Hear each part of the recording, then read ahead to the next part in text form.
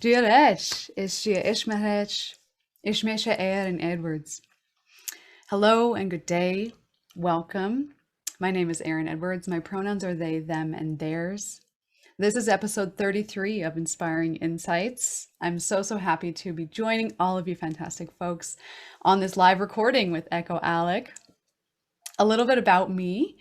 I am an uprooted Newfoundlander of Irish and of Welsh descendants. I grew up on the rock, honoring the tundra and the forests of the Beothuk, a people who suffered and were erased by the disease of colonial conquest.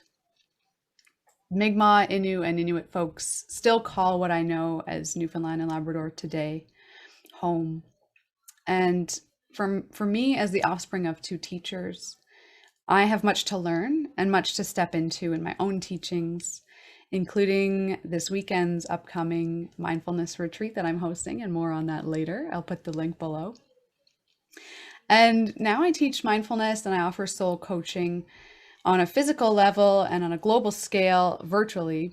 Physically, I take up space in Tekaronto, which is a land that is and was tended by many nations, including the Anishinaabeg, the Chippewa, the Wendat, the Haudenosaunee Confederacy, and more recently, the Mississaugas of the Credit. As a newcomer and a settler, I have been invited to lift the one spoon with all others who live here and care for this land within the Dish with One Spoon Wampum Belt Treaty. I commit to respectful collaboration and representation here on this podcast. And just as I have been invited to lift the spoon, I invite others to take up the thread and the needle with me as we weave a new world of possibility in wellness and in healthcare.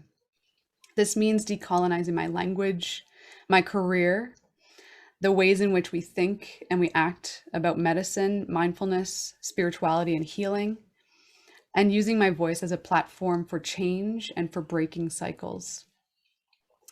I believe that podcasts have so much potential for healing. Hosting this has been great for my own throat chakra. And when I speak of the throat, I think of water and its ability to flow. I think of the fluidity of my flowing gender, and I think of the tides of the divine feminine of the ocean and of Lake Ontario. I believe that you can truly turn the tide, that we can turn the taps on, and that we can uncover our own healing ability that lies within us. And I invite you to let that flow tonight.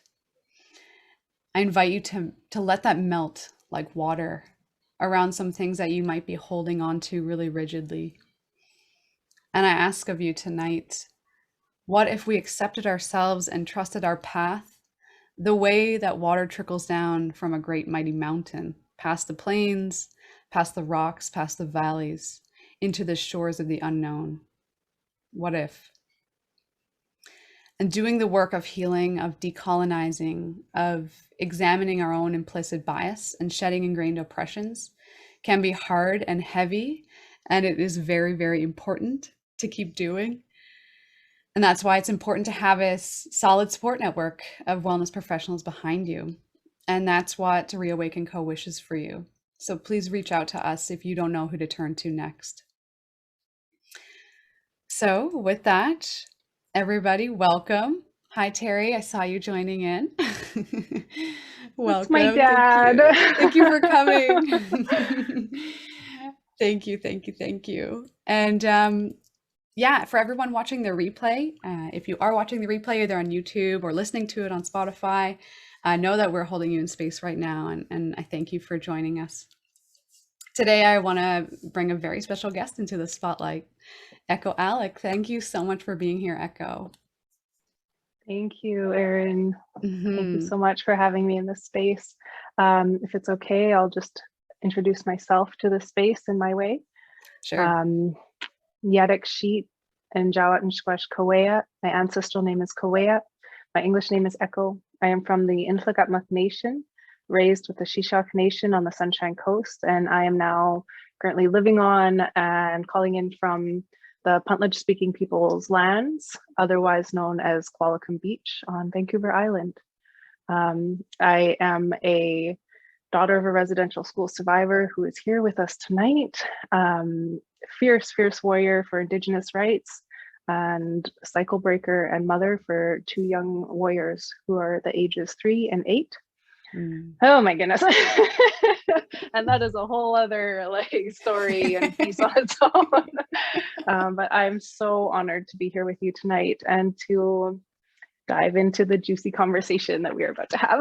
And thank you so much, Ecko. Thank you for introducing yourself and for that homage to the land and the lands that you live on now. I appreciate that. And you're trained as a digital media artist, right? Performing artist. And how I know Ecko, for everyone out there, we are part of a network called SHEO. And oh my goodness, I just randomly signed up as a guest. I didn't know even what SHEO was at the time. I was like all about free webinars. And so I just signed up for this thing called Sacred Space. And it was Ecko who was leading and facilitating it. And that was my first experience with her and the way that she held the space and really created and facilitated that for everyone. And it was, I think, over 70 people on that call for a span of 3 to 4 weeks, as far as I can remember. It was so amazing to just be in that space with you, Ecko. And I thank you so much for being able to really, do the work on your own so that you're able to hold so much space for others as they go through healing. And yeah, I just have so much gratitude for you. Thank you so much. One of the things that I was told, and it's always sat with me, is that in order to create a safe space or to hold a safe space, first you have to be a safe space. And that has settled into like every fiber of my being. I love healing work, and I get it from my dad. He has been on an immense healing journey his entire life.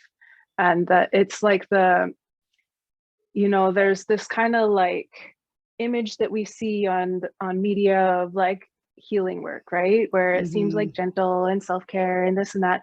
It is the ugly, uncomfortable, like deep, dark stuff I'm talking about when I say healing work. It is like the things that sit in us that we don't ever want to look at or speak to.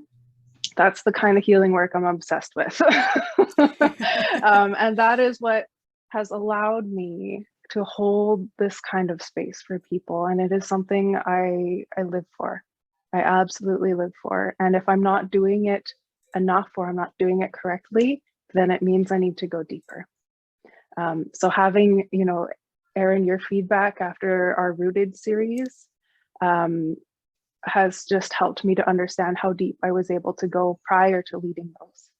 And that means everything, right? Is when we are able to do our shadow work, our deep, ugly stuff, ugly, uncomfortable, like makes you want to go, yeah, that stuff.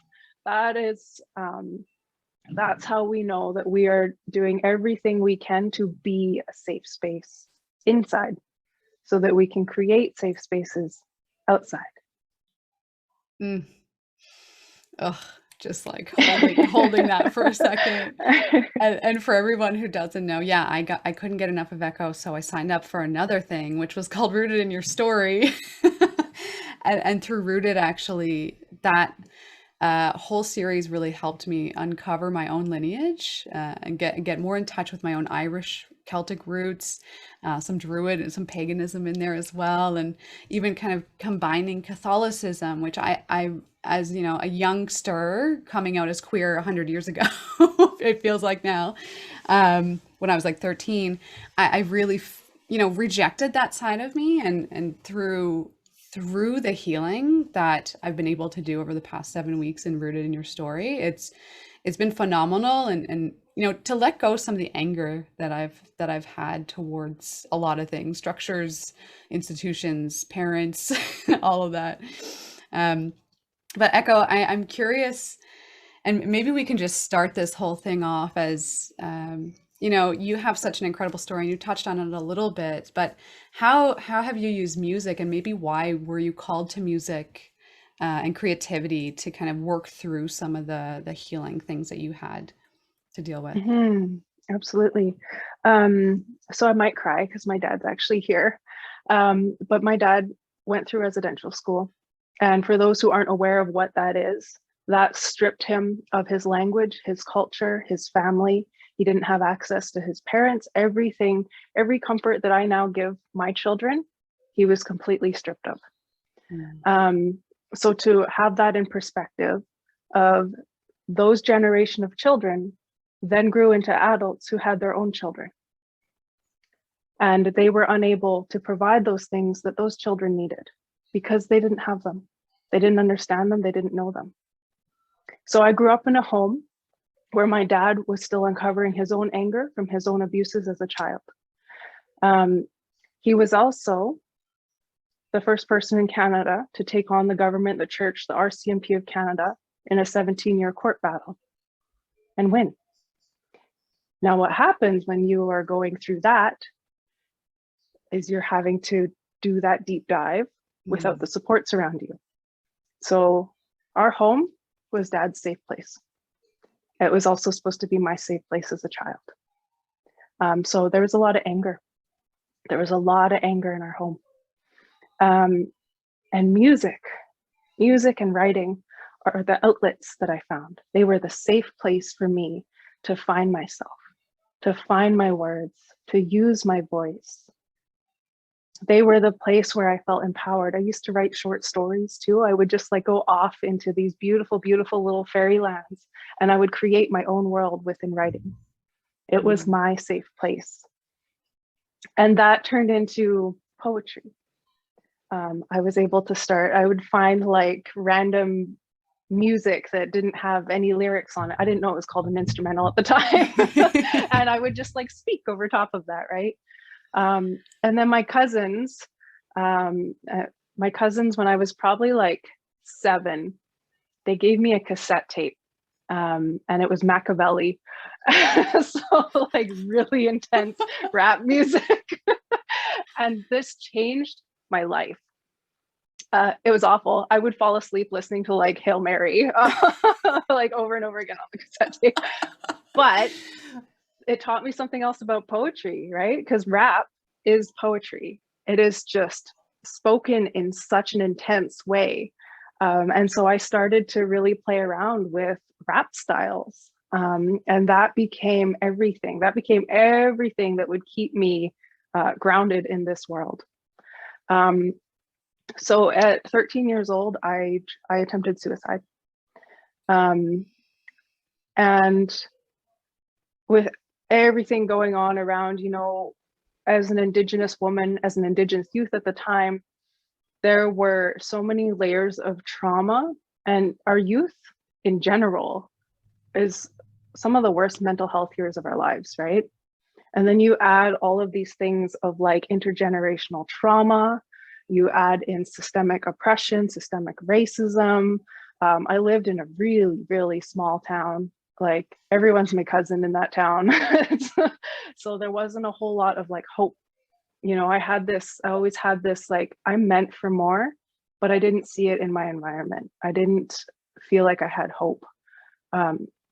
So in those moments of like, I don't want to be here, I can't do this, turning to music and turning to writing are the things that pulled me back to myself. I would literally, like, I would have an episode and then I would go and write afterwards, and I would be two completely different people. It was something that allowed it to release out of my body and onto paper, and bring me back. And this carried on like through my youth. This was everything that brought me back to myself. And other people started to pick up on the gifts. You know, we moved after that suicide attempt. My mom moved us to the Sunshine Coast, in what is also known as British Columbia, Sunshine Coast, shishalh territory. And all of a sudden, like, opportunities started to open up. It was like, oh, there's like a whole world out here. I'm not just a kid on reserve. There's like different venues that you can go to. I had opportunities to sing in a band. It was this like funky little hippie band, and they didn't care. They were like, yeah, get on the microphone, share some poetry, whatever you want to do. It's great. You sound beautiful. And having like things like that, right? of an environment of people around who do see the gifts in you. Because as youth, we don't see it. We're like, I don't know, I'm trying to survive right now, and this is what I have to give. And so having all of those opportunities, I went to an alternative school, and they had something called Alternative Voices, where we got to get up on stage, we got to hold a microphone. If we had a beat, we could play it. So I started to pick up on all of those pieces. And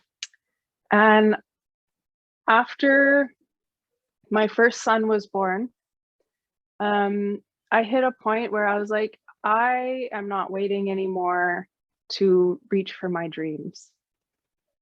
And I applied for an audio engineering diploma at the Art Institute of Vancouver.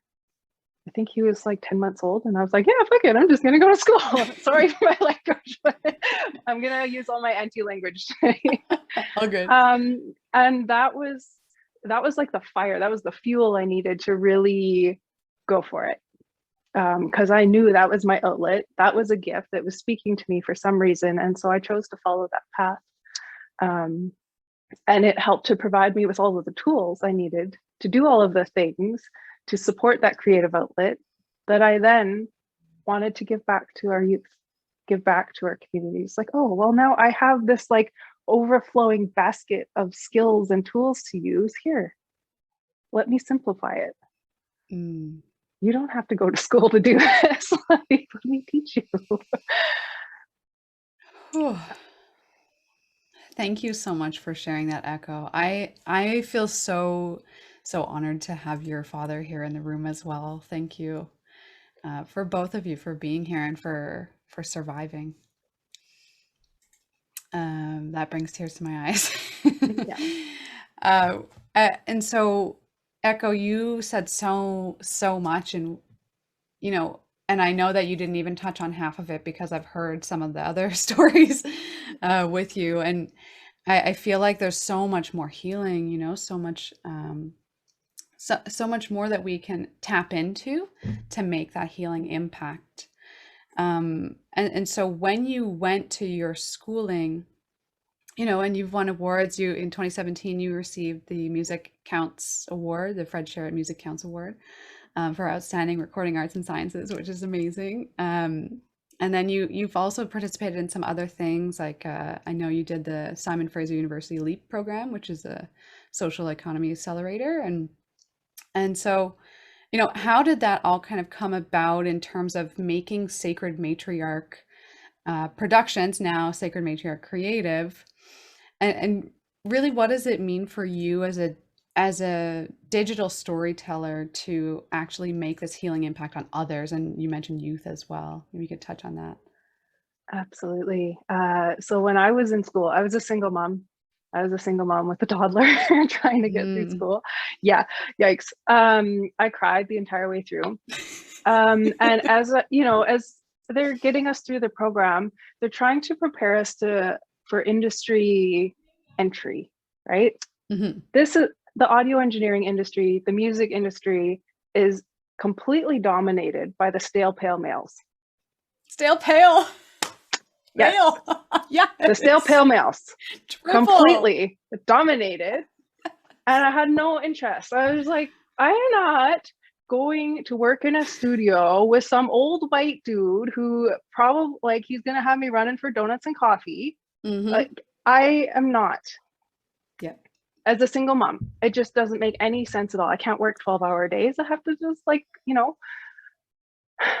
So I told my instructors, I'm like, I'm gonna work for myself. And they're like, okay. Okay. Right. You should probably get a job first and then do that down the road. I'm like, no, I can't. So on my like lunch breaks and my, whenever I would have a break from class, I would actually sit down with my instructors and kind of pick their brains, because most of them were self-employed at that point. Like they worked at the school, they had all these other projects. And so I just kind of like, hey, what do you think about this? Or what about that? Or what did you do here? Or how about that? Most of them were men. Right? It's a completely different world. They have a lot more access to things. None of them were Indigenous. Yeah. So even those conversations, it was still like, oh, but what about me? So social media has played a huge role in the ways that I have managed to navigate since school. I did a final project for school. I ended up in a video editing course because none of the songwriting courses I wanted were available at the time. Next thing I know, before I'm even graduated from school, I have my very first video editing contract for a music festival. And that's because I shared my final project on social media. And through that, like, it's just been this like natural flow of things coming at me and people saying, hey, we could use your skill set for this or that. And it's been a long journey of learning my worth in that. But I knew from the very start, I have to work for myself. I don't like sitting in other people's boxes and rules, and like, I have to be, you know, sparkly and star-shaped. So, but it's been a hell of a journey of like self-doubt and failing and falling and trying again. You know, I had a second son, and I was back where I started of feeling like I can't do this. I can't, there's no way. I don't know how to start a business and have a baby, and I don't have any income. And it's been a journey. So it was one of those moments of like throwing it out into the world, saying to the universe, saying to my ancestors, I really want to do this. Can you please help me? And I get sent an SFU LEAP program. It's like an innovative accelerator to launch an idea. And that's where I got to do most of the brain work around this, around, you know, understanding product development and that sort of thing, which was great. Once again, I was also the only Indigenous person in that program. So there was a whole world that was missing out of this, that wasn't speaking to my spirit. It was like, okay, I'm getting like the business language, great. And it was about a year later, so I had launched kind of an idea. I tested my idea in community. It was received incredibly well. I'm still partnered with a lot of the original partners from when I first launched my idea. And so a year later, I had an opportunity come to me for the Indigenous, it's the Aboriginal BEST program. So business and entrepreneur skills training. That changed my world. That was like coming from an Indigenous lens. That was understanding running a business on reserve. That was understanding going into Indigenous communities. And it changed everything for me of like confidence wise. Like, oh, I already know what I'm doing. Cool, okay. We're just gonna do it then. We're just gonna do the thing. And it was right after finishing that course, actually, because that was 2020 that the pandemic hit. And I lost all of my employment, my contracts that I had, and I literally had to jump off a cliff and spread my wings. There was like no choice. It's like, okay, here we go. So it was kind of this like long, slow, steady start, and then a leap. And I leapt right into SHEO's arms. So this is the thing, right? Like once you say it out into the universe, things come at you and they're like, oh, okay, well here, why don't you connect with this person? I jumped on an Indigenous women's entrepreneur support call for my very first time and said, I guess I own a business.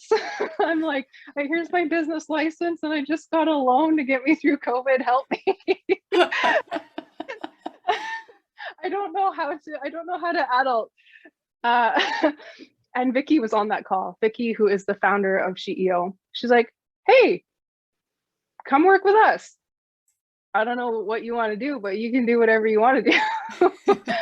She gave me free reign, which is like the ultimate hope I have in any sort of partnership is trust me to be freely creative so that I can listen, because my ancestors have a whole other plan that I have no idea of until I'm in the moment.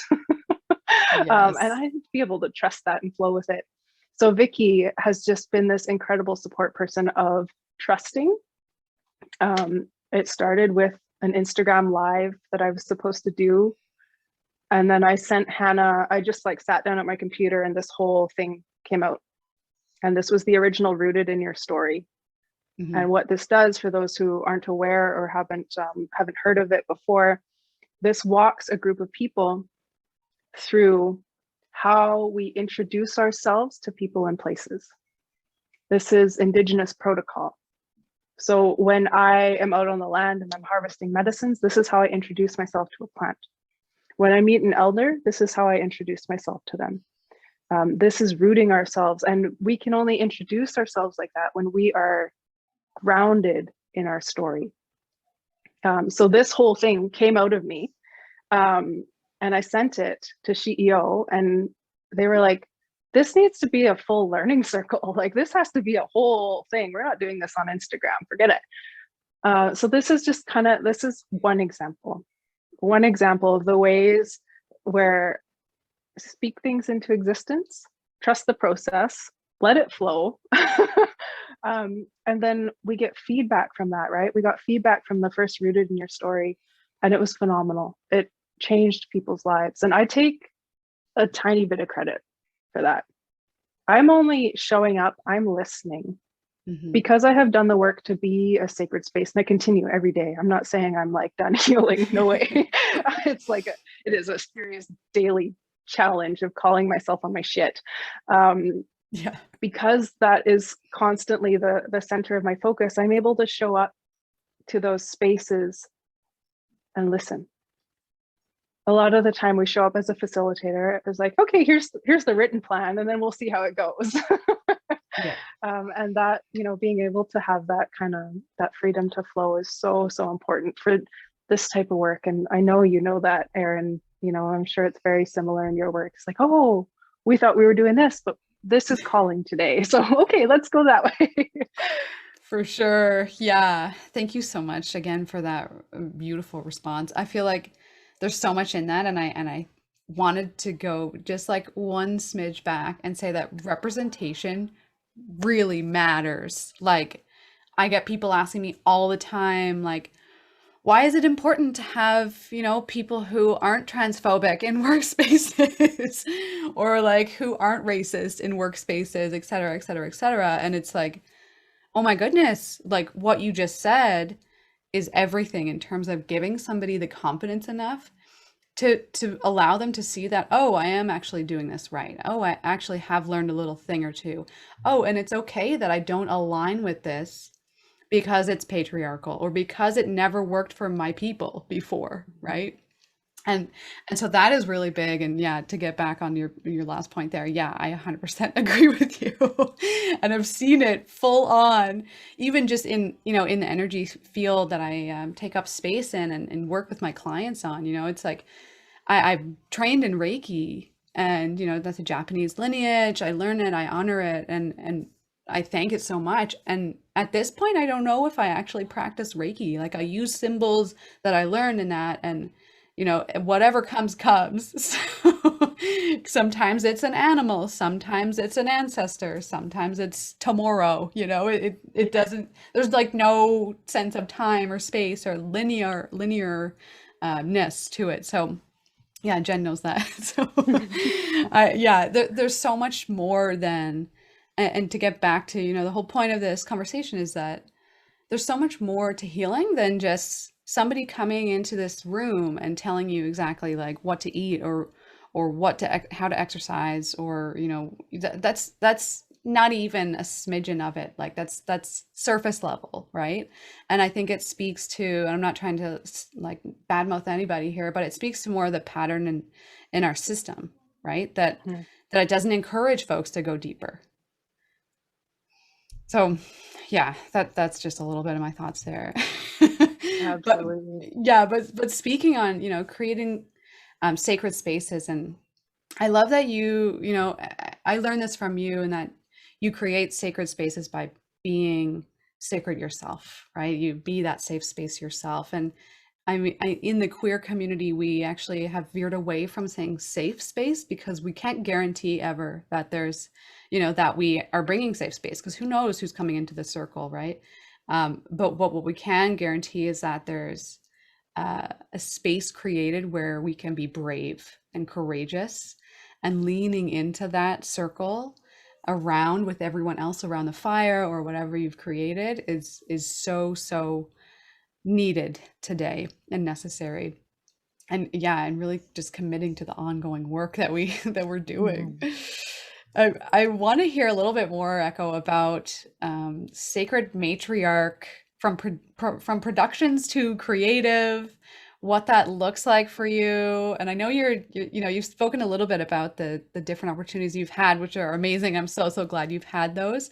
And maybe your work through the Fireweed Fellowship, which is actually Canada's first National Indigenous Entrepreneur Accelerator program. So yeah, maybe speak to that a little bit. Absolutely. Thank you. Yeah, productions to creative. This is new. And I haven't actually announced it on social media or anything yet. It's on my banner up here because I knew it was coming. Nice. So in my efforts to decolonize my own business, my own worlds, the original business name I had was Sacred Matriarch Productions, which is great. I thought I was a media production person. I had no idea about the facilitation gifts that were going to be brought forward. In my efforts to decolonize my own processes, I'm really moving away from being productive.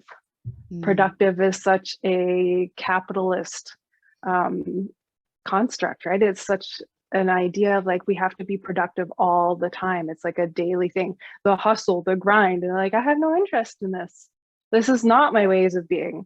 My ways of being are in seasons, they're in cycles, and I need to trust that. That is how I support the well-being of my business, the well-being of my family, the well-being of myself, so that I can continue to create these beautiful projects, these places, these opportunities for young people.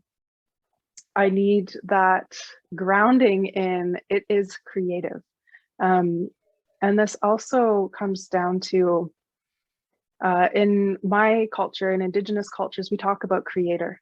And that translates in many different cultures and different types of belief systems, creator, God, universe, everyone has a name for it. So in my culture, it's creator.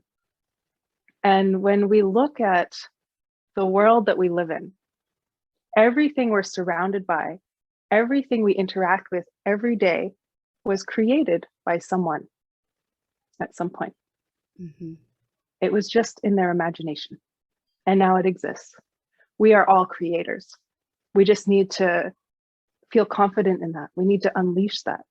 And I really believe that once we provide that, sort of like that little opportunity for our young people to believe in themselves, that we will create a better world. We will create better systems that are grounded in those ways of being, understanding that every one of us is a sacred creator. So a lot of the work I do is focused on supporting Indigenous youth, because that was such a crucial time in my life where I could have taken my life. Several times I attempted, and how much the arts impacted me staying, or me coming back to myself after those attempts. I really want to be able to give that back to our young people without them having to journey as far as I did to get to school, Yeah. That took a lot of like dedication and persistence and like, this is happening. So I have a tiny human that's, hi. Oh, not yet. We're almost done, okay? Hi, tiny human. Welcome. What's your name? He can't hear you. Hold on. Oh, right. Hi, Tiny. Hi. What's your name? Cedar. Was it Peter?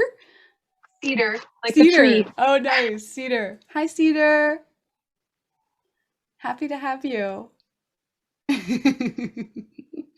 So precious. Yeah. Next generations. Everything is focused on supporting the next generations to empower their own voices and gifts. And so in October last year, I was selected as one of 24 Indigenous women across what is now known as so-called Canada for the Fireweed Fellowship. And it's Canada's first national Indigenous Entrepreneur Accelerated program.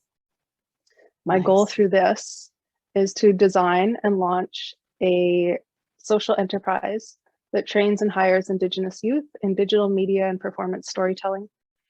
And I'm about halfway through, we're so close. Out of it, I have launched a youth council, and my youth council is supporting the design of this program. So it is literally by Indigenous youth for Indigenous youth. And I've just taken all the things that I've been learning through business, through music, through audio engineering, through, film production, and sharing that knowledge with those young people now, creating the how. They're telling me the what. And I'm just like, oh, okay, so we can use this skill and that skill and this piece, and we can bring it all together like that. So it's been a very, very interesting journey and very steep in the last couple months. Yeah, I can imagine that. I feel like, I also own a business, and I sometimes every day I wake up and I'm like, I don't know what I'm doing here. So that support is really key. And yeah, I'm really glad that you're part of that, and that exists, at all. So necessary. I know you have your little one there, Ecko. Do you have like a bit more time to talk about some of your like daily practices on how to create sacred space? That would be amazing. Absolutely. It's kind of fitting that he's here, actually. Yeah, it works. My greatest challenge is trying to balance parenting and business and taking care of my spirit. Yeah, they're there for sure. And I can't imagine. I don't have any dependents, and I feel like I'm depending on myself a lot of the time. So props to you. Yeah, so I have worked to create, oh, you want it in still? Okay. Yeah, have a listen.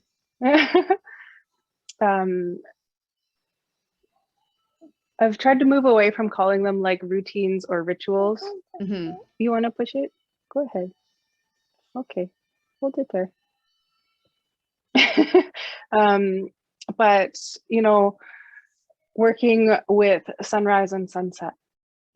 So sunrise is the ways that we wake our spirit up to the physical world. I have a very active dream time, and it's very, it's insane sometimes. We just had a full moon, so I'm like, oh yeah, it's been a little bit nuts. So finding ways to ground myself back into the physical world here, and the day that I have ahead of me. So I have everything from medicines that I work with, journaling. Outside time is the best thing ever, first thing in the morning, even if I just open the sliding door and I stick my head out for a few minutes and take a few deep breaths, it changes my morning. Yeah, I feel you on that one big time. Okay, thank you, tiny human. That was a really nice cameo. Thank you, Cedar. It's good. So I want to introduce a few things, if that's okay, just so that people who are listening have some things to walk away with. Amazing, thank you. And we went through this with Sacred Space. We kind of broke it down into 4 weeks, but I'm going to share it in a few minutes. All right, crash course. So and I use this especially when I'm realizing that I'm in my kind of downward spiral or I've been triggered. This is a medicine bundle, and a medicine bundle is something that normally we keep for protection. It wasn't traditionally something that was displayed on the outside of our clothing. It was something that was tucked away. We knew it was there. So when I introduce this as a concept, I need to be very clear. I am not giving permission for people to go and make and sell medicine bundles. I am offering you an idea for your well-being. This is something you can keep close to you. And what goes in this medicine bundle, there's 5 things. First is the pause. And literally, you're like a little kitten. You're like, pause up and pause. And so I throw my paws up and I pull myself out of the moment. It is like, pause up, pause. And this allows me enough space to do the next step, pull the next piece out of my medicine bundle, which is to breathe. Once we have pulled ourselves out of the moment and we are able to get some breath, and I mean like a deep belly breath if you can, because when I'm triggered, when I have anxiety, when I'm in my downward spiral, my breath is probably like reaching my shoulders and I'm like, right? Yeah. There's not a whole lot that's getting in there. So allowing that moment, okay, breath, and do a few cycles of breath. Okay, this is pulling me back into my body. And then the next pieces are questions and reflections. So I begin to ask myself questions. This is a dialogue. This is a dialogue with myself of basic needs first. Because if our basic needs are not met, then we are going to go over the edge no matter what. It doesn't matter what the situation is. If I'm tired, if I'm hungry, if I haven't slept, all 3 of those are like kind of regulars for me because I have a toddler. Like basic needs, what? Right? So I have to work at this. When we are stuck in our minds, which most of us are through the entire day, we aren't listening to our bodies. And so having that moment to just, okay, what does my body need right now? And then address those things. Do I need water? Probably, I always do. I'm always like not drinking enough water. I have a water bottle with me, but I need to refill it probably 10 times a day in order for me to actually have that feeling of like, I've had enough, or my body has what it needs. I usually fill it about 6. So it needs to, there's always ways that I can be doing better at this. Sleep is so important. And it's really hard right now, especially in the pandemic, right? There's a lot of people who their sleep cycles are just all over the place because of the stress that's surrounding us. So that's understandable. And then we're aware of it, right? If we're just like acting out, we're not aware. Oh, I haven't slept very much. Okay, that's why. So addressing your basic needs, that's the questions part. Ask yourself questions. Once our basic needs are met, we pull out the next piece, which is reflections. Reflections is where we really, really hold that compassion. I understand that a lot of my trigger, like I have anger triggers. That's intergenerational trauma. I have to really work with myself on that one. I have a lot of triggers where I feel silenced. I've been silenced most of my life. I felt like I can't step into my light. And so looking deeper at, okay, what is this situation in front of me now? What is it teaching me? What is it offering? Where does my reaction come from? This is where we do kind of like a little bit more of a deep dive. And always, for me anyways, it stems down to childhood. When I was a child, I was yelled at for this. Or even as a teenager, I had a boy tell me this one time. And that stuck in my brain of my ways of thinking. And so those patterns are brought back to us in our life until we do the healing work on them. I was triggered really bad this past weekend. And I had to use this entire medicine bundle piece. And I went through the physical actions of like, I got to remove myself from this situation right now because I'm losing it. And I had to bring the breath back into my body. And then I really, once I started to do the reflection piece of like, okay, this is what that person does. That is what my brain is relating it to. That's way back here, right? So in the spirit world, time is nothing. And so I'm trying to use those teachings of like, yep, this is what's in front of me. That's what it connects to. And then holding compassion around it, right? Like, oh, okay. That's the learning piece today. that means I haven't fully addressed it yet. Or that means that there's another layer to it, which is healing. We peel back one layer and we're like, oh, look at me, I've done some awesome healing work. Oh no, there's like 5 more right in front of me too. Right? Like a whole other mountain. What? Yeah. And that's just, when we can hold that compassion and a bit of humor can go a long way. Sometimes I need to cry first before I can have that humor. Like this weekend, I just had to have, like, sometimes I need those situations for people to push me over the edge so that I can cry, let myself cry, completely fall apart, and then go, okay, it's okay. We're going to do this again. Let's try again. So that reflections piece, that is like the work. And that is something you can carry with you always. And the number one piece, if you don't remember anything else, compassion, self-compassion, because we are so hard on ourselves. And the world is hard enough on all of us. We don't need to be hard on ourselves. The last piece in our medicine bundle is water.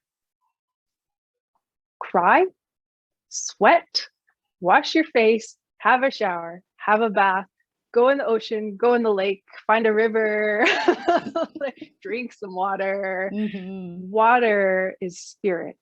It has its own spirit. We are made of water. That's why we're so impacted by the moon, right? Like we are water. We need to be putting water in us. We need to allow water to come out of us. Those are sacred tears. That's energy moving through our body. We have to trust them when they're there. And please dunk yourself in water. Like that is cleansing. And if you can't actually like physically go to a place, I will splash my face with cold water. And I have a lot of conversations with like scientific people, and I love these because it's like, I naturally do this out of instinct and teachings. And they're like, oh, it does this to your nervous system. Yes. Right? So it's something that actually snaps you out of kind of anxiety, panic attacks, depression, right? It's just a moment of like changing temperature, does a lot. So yeah, I'm going to repeat it again. This is your medicine bundle. Pause up and pause. Questions? Oh, first breath, right? There was a like thunderstorm upstairs for a second. Distracted. This is normal. And then we take a breath, and then questions, reflections, and water. So those are some immediate tools that we can carry with us always. This is like, you know, there's a lot of external things I have in my wellness basket. I've got my smudge bowl, I've got crystals, I've got a salt lamp there, I've got like little twinkle lights. These are things in my environment. That's great. But if we don't have something that we can carry within us always, then we will always be searching outside of us for that healing piece, right? And it's always within. Like our bodies already know what to do. We know what to do. We just have to listen to ourselves. Thank you, Ecko. It's that piece of turning inward, you know, and that pause at the beginning, I think, is probably the most important step because we all don't do it. Nope. And really, yeah, just like stepping back, you know, and that's, you know, another name for mindfulness is to just, you know, be aware of where you're at in space, your body, but also your mind. And yeah, I resonate with you so hard on those. And it makes me think back to sacred space, and I'm like, oh yes, pause, got it. Okay, drink water. Yes, go splash my face. Like all of those things are coming back. Oh, so healing. And like you said, it doesn't have to be scientific, you know, it's just another way of speaking about it. And that's some, you know, some people don't have the words for like vagus nerve healing or sympathetic nervous system or whatever else. And it's like, you don't need them. It's okay. Like you can just, your body knows what to do when you turn inward. Yep. Yeah. And I love that you like don't call them like practices, because I feel like with your whole like decolonization perspective on things, it's really nice to just be, you know, just to like go and do that thing because you feel it, you know. Yeah. Thank you so much, Ecko. I feel like this could go on and on and on and on and on forever because I feel like we're just jamming right now and I love it. We have a few minutes to have any questions from the audience if you folks like. Know that you are recorded, but your face won't be on the video, just your voice if you don't mind. And always you can also use the chat if you have any questions or even just like not suggestions, like comments or like things that we had said or brought up. And yeah, I would love to hear them now. And Ecko, I'm going to ask you one more question while the folks are thinking. And that is something I ask every one of my guests here. And that's, what keeps you inspired? Ooh.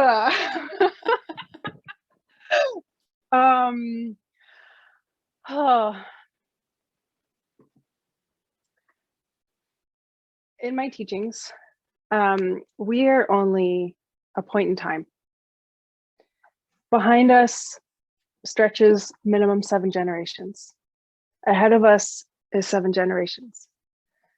So every step I make in this world today, in this physical body that I'm in now, is impacting both the 7 generations behind me and the 7 generations ahead of me.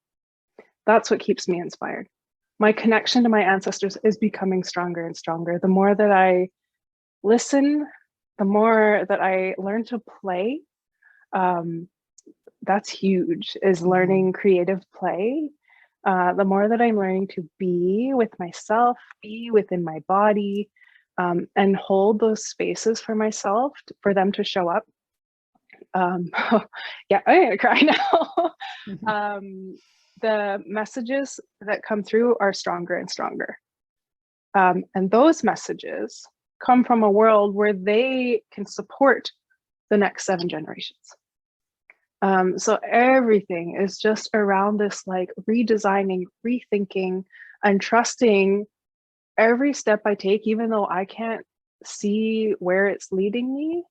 I know that that support is behind me and the intention of the next 7 generations is before me. And that's all I need.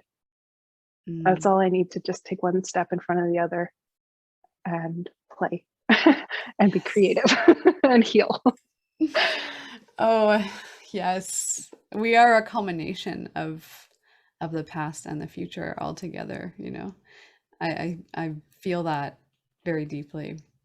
And thank you, Ecko, so much for sharing so much wisdom tonight and being, you know, really able to sit in space with me and just to honor your own teachings and to hear you, you know, your passion coming through is so beautiful to witness and to be and to learn with you through this journey that you're going on with CEO, and your own journey is beautiful. And I have so much love for you right now.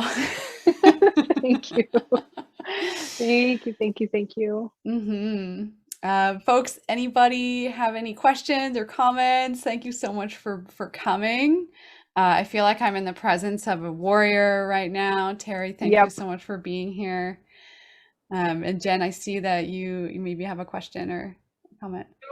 I just really love the part where you're talking about we're all creators and that we're sacred creators. And I was thinking of myself, like when I was a young girl, and how I just loved drawing and writing, and I feel like I've forgotten a piece of that, right? A part of that.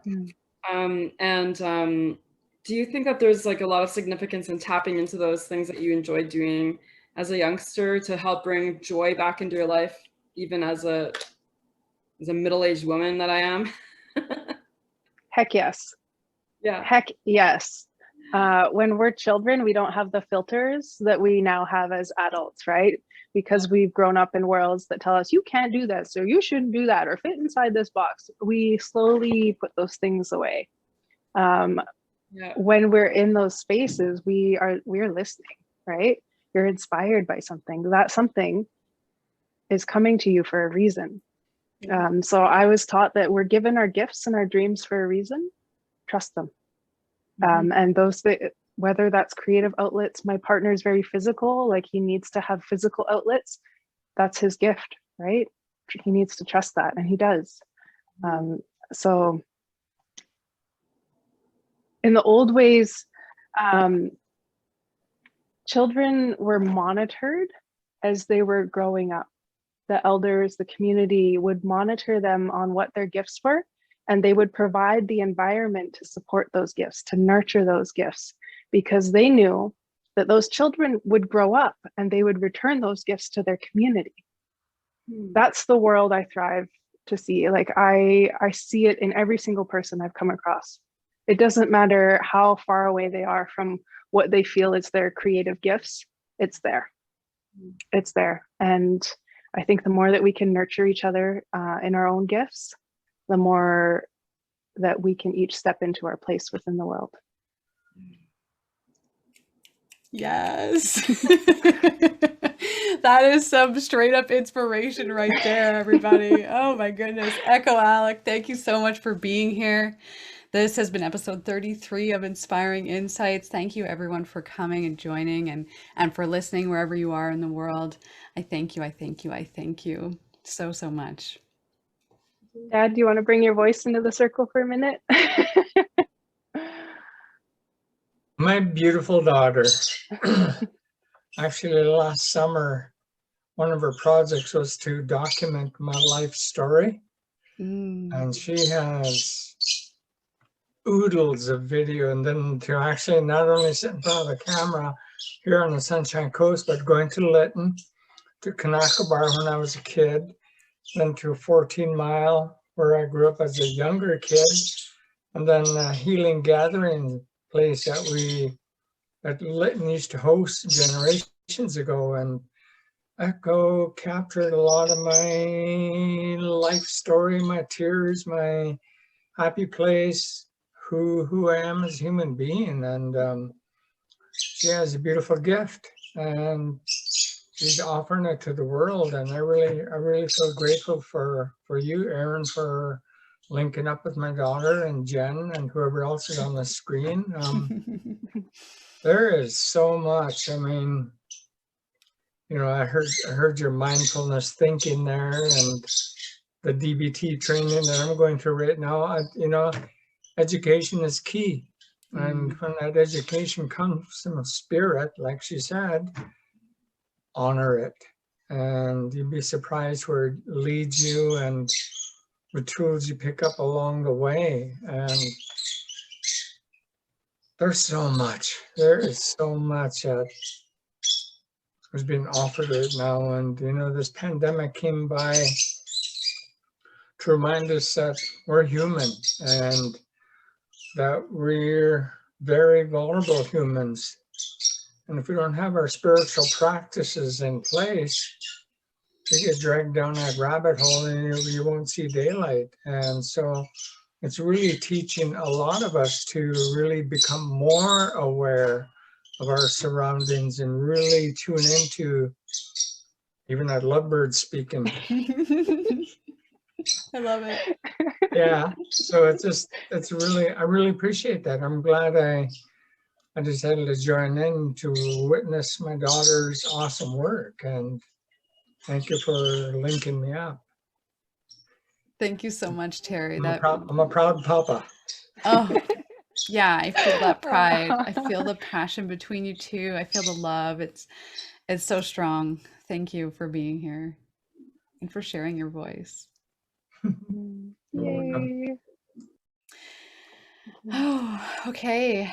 I did want to end off by just saying the Rise in Mind retreat is this Saturday. It's still not too late to get your tickets. Just reach out to me, and I'll also put the link below.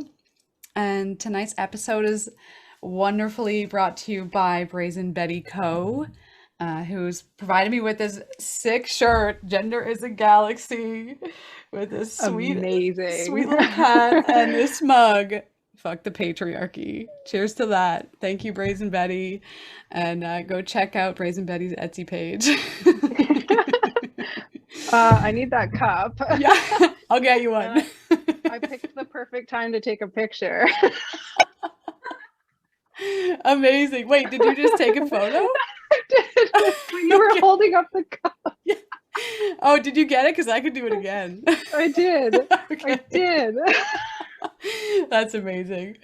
Oh, thank you so much, everybody. I'm going to stop the recording now.